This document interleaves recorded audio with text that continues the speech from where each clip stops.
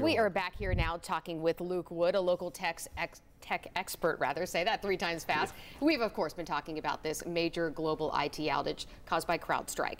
And we were talking about this. If you're a company who's not a client of CrowdStrike, you might think I'm okay, but there's a ripple effect here. There is, yeah. So let's say that you're a company that sells products to make bald guys' heads shiny, and you do credit card processing with a company that's called Luke Incorporated, and you don't use CrowdStrike, and Luke Incorporated doesn't use CrowdStrike.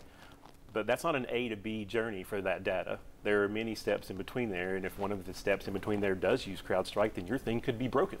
And it can have ripple effects like that, where you're technically not making use of CrowdStrike services, but still heavily impacted by this outage.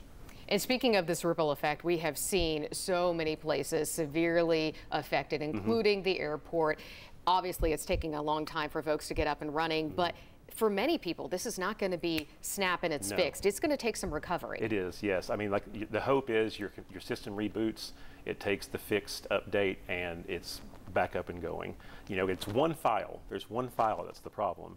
And if you can get to that file on a computer that can't boot and delete it, then theoretically you should come back up and it'd be fine. But what we're finding is a lot of these computers that are hosting that file are also caught in this problem.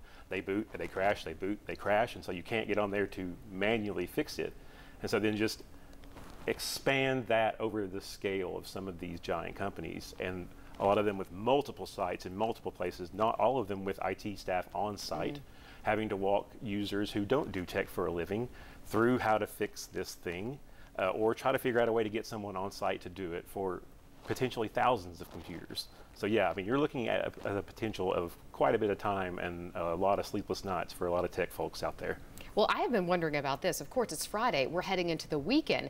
Is that a good thing or a bad thing? Does it give us a break from sort of the normal Monday through Friday operations, or do we need that to get back on track? I mean, it's going to depend on the industry. Obviously, you know, if you're an airline industry, it doesn't matter to you, you know, but if you're a bank, then, you know, it could be some relief coming as, you know, you go home for the weekend and the banks are normally going to be closed. So you have time to recover there. So, you know, there are going to be industries in which, yeah, that's going to be a great benefit to have some time without, you know, a time where it's okay to be down because there's no one using your services.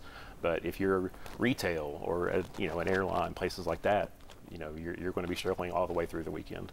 And very quickly before we let you go, your average person, what do you need to know? Anything you need to do, or just sort of wait and see? Grace.